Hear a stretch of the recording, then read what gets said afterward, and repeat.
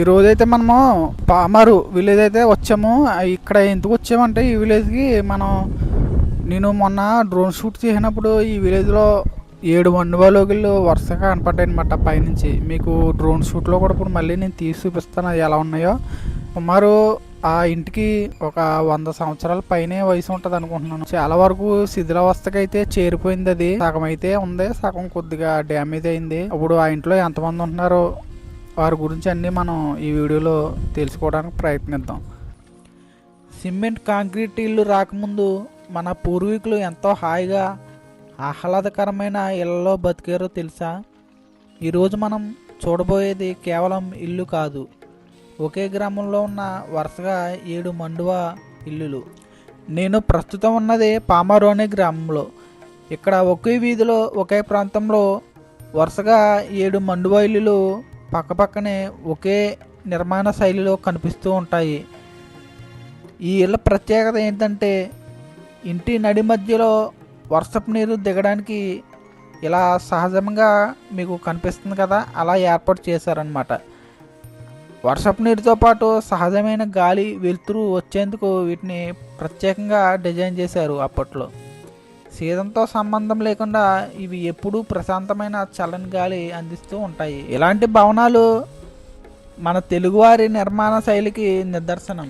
ఇంకా మనం ముందుకు వెళ్తూ వీరి నిర్మాణం ఎలా ఉండేవారో, అప్పట్లో ఎలా ఉండేవారో, ఎంతమంది ఉండేవారో మీ ఇంటి యజమానులు అడిగి ఒకసారి తెలుసుకుందాం.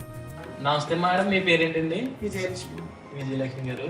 ఇది ఎన్నాళ్ళు అవుతుందండి మండువేలు కట్టి? 100 సంవత్సరాల పైన అవుతుందండి. మీకు ఏమైనా ఉందండి తెలుసా? అంటే మీ తాతయ్య గారు కానీ అలాగే అన్న? Okay okay. మీ మావయ్య గారు వాళ్ళ డాడీలు వాళ్ళ తాతయ్యలు కట్టించిందండి ఇల్లు అయితే. మొత్తం 7 మండువాలు అండి. ఓకే. ఏంటండి ఎవరిదండి అసలు మామూలు ఇంటి పేరు ఏంటండి? దేవరపల్లి వారు. మొత్తం 7 మండువాలు కూడా దేవరపల్లి వారు. ఇప్పుడు ఎంతమంది ఉన్నారు ఏంటండి ఇక్కడ? పెద్దోళ్ళు ఉన్నారు. ఒకప్పుడు ఎంతమంది ఉండేవారండి ఉమ్మడి ఫ్యామిలీ? ఒక్కో ఇంట్లో 6 వేసినట్టు ఉండేవారు. ఒక్కో ఇంట్లో 6 వేసండి. 6, 8 మంది 10 మంది కాలకాడవరైతే 25 మంది 25 మంది వరకు ఉండేవారండి. 10 మంది పిల్లలు ఉన్న వాళ్ళకి ఎవరు మన 10 మంది అవుతారు. ఇప్పుడు సుమారు 7 మండువాలు అంటే ఇంచుమించు 50 మంది ఉండేవారేమో అండి. 50 మంది పైన ఉండేవారు. 150 మంది ఉండేవారు. 150 మంది అండి. ఉమ్మడి కుటుంబం 150 మంది ఉండడం అంటే మామూలు మాటలు కదండి అసలు. ఈ రోజు బట్టి ఎవరి కుటుంబం వాళ్ళే. ఇప్పుడు మరి పిల్లలు వచ్చాక చదువులు ఇచ్చాయి బయటకు వెళ్ళిపోతారు, ఉద్యోగాలు ఇచ్చా వెళ్ళిపోతున్నారు. పెద్దోళ్ళే అసలు ఒక మండువా ఇల్లు మెయిన్ చేయడం అంటేనే చాలా కష్టం. 7 మండువా ఇల్లు మీరు ఇలా మెయిన్ చేస్తున్నారంటే కలిసికట్టు ఉంటే కొత్త కలిసికట్టు ఉంటాం. పని వచ్చినప్పుడు అందరం కూడా నీట్నెస్ చేయటం, శుభ్రాలు చేయించడం, అది ఒక డ్యూటీ. అందరం ఒకళ్ళే కాకుండా అందరూ కూడా. ఇప్పుడు ఎక్కడ ఉన్న వాళ్ళైనా సరే పండగలు వస్తే ఇంటికి వచ్చేస్తారండి. వీళ్ళు కొంచెం మొక్కలు ఉంటాయి, అవకాశాలు ఉంటాయి. వాళ్ళ పిల్లల బాధ్యతలు ఎక్కువ పోయినాయి. చదువులు అన్నీ వాళ్ళకి అవకాశాలు కుదరాలి కదా. అవునండి అవును. మా పిల్లలు ఉన్నారంటే వీళ్ళు రావాలనుకున్నా వాళ్ళ పిల్లల గురించి వాళ్ళకి కుదురుతుండేది. ఒక్కోసారి వస్తాను అవకాశం ఉంటే. కానీ ఇంకా ఇంతలా అందంగా మెయింటైన్ చేస్తున్నారని చాలా గ్రేట్ అండి అది. కానీ సరదాగా పండుగ వచ్చినప్పుడు అందరూ ఒకే చోటకు వచ్చి కలిసి ఉండడం ఎంతో అంటే చాలా. ఇప్పుడు ఏంటంటే ఫ్యామిలీ అంటే 9 ఫ్యామిలీ అంటారు. ఎక్కడికక్కడ పిల్లలు ఎవరు 2 పిల్లలు 2 పెద్దోళ్ళు అంతే. అంతే. మేము పెద్ద పిల్లలందరూ ఉద్యోగించి వెళ్ళిపోయి పెద్దోళ్ళే ఉంటున్నాం. Okay okay. అప్పట్లో నిజంగా 150 మంది ఉండడం అంటే మామూలు. దేవుడి పిల్లలు అంటేనే ప్రత్యేకంగా 300 మంది మొత్తం ఊళ్ళో. మొత్తం ఏ స్ట్రీట్లోకి వెళ్ళినా 50 పిల్లలు అయితే 300 ఇప్పుడు అంతా పోసి 150 మంది ఉన్నారేమో. బుక్స్ బుక్ కూడా కొట్టించారండి మామూలు మీ ఫ్యామిలీ? మీ అత్తయ్య గారు మావయ్య గారు. ఇక్కడ మనం ఆ లైట్ కూడా చూడొచ్చు. ఆ లైట్ కూడా చాలా ఓల్డ్ అనమాట. మనలో పిల్లలు ఫంక్షన్ చేసింది రామచంద్రపురం. ఇది కూడా చూడండి. ఆ ఫంక్షన్ లో తీయమంటారండి.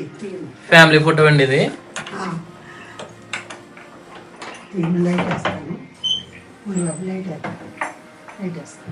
సీతారాములు వారు అండి. అంటే దేవుడి మందిరం కింద పుట్టిన ప్రత్యేక దేవుడు. కానీ చాలా మంది మేడం అది ఇప్పుడు ఇలాగా మేము ట్రీట్మెంట్ చాలా, కానీ అప్పట్లో ముండవేళ్ళు అంటే అందరూ కలిసి ఉండడం ఇవి చాలా హ్యాపీగా ఉండేదండి. అది ఇప్పుడంటే ఎవరికాళ్ళు పనులు రేపు చేయకపోవడం తప్పండి.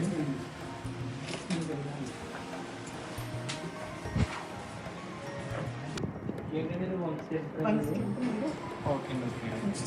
అంటే మీ పిల్లలు, మీ పెద్దోళ్ళు, ఆడపడుచు కూడా అంటే మా వారు అక్క చెల్లెళ్ళు అన్నదమ్ములు మొత్తం ఎక్కడ ఉన్న కర్ణాటక ఇటు ఒరిస్సా ఇటు ఎక్కడున్నా మొత్తం అందరూ దాంట్లో పడుతుంది. దాంట్లో ఉన్నాయండి. చూసారు కదండి, వంశ చరిత్ర అనే పెద్ద బుక్ ఉందన్నమాట. అంటే అప్పటి నుంచి ఎంతమంది ఉన్నారు, వాళ్ళ అంటే అన్నతమ్ముళ్ళు, తల్లిదండ్రులు, ఇలాగ అందరూ పేర్లు, ఫొటోస్ అనమాట అండి. ఇవన్నీ కూడా ఆడపిల్ల వారి వంశ కోడ్ 3 అండి. వంశ చంద్రిక 3. చంద్రిక అంటే వంశ చరిత్ర, వంశ చంద్రిక. ఇంకా కొన్ని మేనత్తల నుంచి కూడా రాయించాడు అనమాట. దీంట్లో మేనత్తల నుంచి కూడా రాయించాడు. ఆడపిల్లలు అన్నారంటే అంటే మా పిల్లలు ఆడపిల్లలు వస్తారు, ఆడ మేనత్తం ఇప్పుడు ఈ మేనత్తం కూడా చేసేదన్న. మరి ఆది పెద్దోళ్ళు అంటే ఆ మేనత్తం అంటే మేము సరిపోదు, కొంత తెలుసు కొంత తెలియదు. అంటే వాళ్ళందరూ కూడా ఇంక ఇంట్లో అదండి ఆడపడుచులైన ఎవరైనా కూడా ఇక్కడ పుట్టిన వాళ్ళే కాబట్టి వాళ్ళు ఎక్కడున్నారో ఏ ఊరు ఏంటి అని అన్ని కూడా రాసింది. అవన్నీ తెచ్చుకుని మొత్తం రాస్తారు. డీటెయిల్స్ అది అందుకే చదువుతాను పెట్టింది. చాలా గ్రేట్ అండి.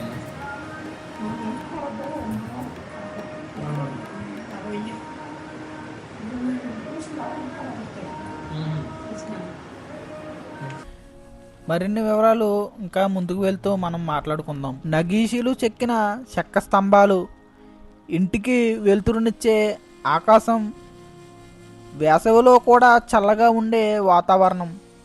ఒక్కసారి ఈ ఇంట్లోకి అడుగు పెడితే మన తాత ముత్తాతల కాలానికి వెళ్ళిపోనంత అనుభూతి కలుగుతుంది. ఈ ఆధునిక యుగంలో కాంక్రీట్ భవంతుల మధ్య మన ప్రాచీన వైభవాన్ని, సంస్కృతిని గుర్తించే అరుదైన దృశ్యాలు ఇవి. ఒక్కసారిగా ఇంట్లోకి అడుగుపెట్టగానే మన చిన్ననాటి జ్ఞాపకాలన్నీ మనకి చాలామందిలో మీకు గుర్తొచ్చే ఉంటాయి కదండి. ప్రస్తుతం ఇలాంటివి మనకి చాలా తక్కువగా కనబడుతున్నాయి. ఇలాంటివి అంతరించిపోకుండా ఈ ఇంటిగల యజమానులు చాలామంది ఎక్కువ కృషి చేస్తున్నారు. కొన్ని శిథిలావస్థకు చేరిన ఆ ఇంటి యజమానులు వాటిని మరమ్మతులు చేస్తున్నారు. ఎందుకంటే వారి చిన్ననాటి జ్ఞాపకాలన్నీ కూడా ఆ ఇల్లులో నిమగ్నమై ఉన్నాయి. మన సంస్కృతి ఆచారాలకు ప్రతీకగా ఉన్న ఇలాంటి మండువా లోగిళ్లను కాపాడుకోవటం ఎంతైనా యజమానులకు ఉందని చెప్పొచ్చండి. ఈ వీడియో మీకు నచ్చినట్లయితే లైక్ చేయండి, షేర్ చేయండి, మరియు మీ చిన్ననాటి మిత్రులతో గలిపిన అనుభవాన్ని మాకు కూడా తెలపండి కామెంట్ సెక్షన్లో. మరియు మీ స్నేహితులతో షేర్ చేసుకోండి. ఇంతవరకు మన ఛానల్ని సబ్స్క్రైబ్ చేసుకోకుండా ఉంటే ఇప్పుడే సబ్స్క్రైబ్ చేసుకుంటారని కోరుకుంటున్నాను. సబ్స్క్రైబ్ చేసుకోవడం వల్ల ఇలాంటి మరిన్ని వీడియోలు మీ ముందుకు తీసుకురాగలుగుతాము. ధన్యవాదములు.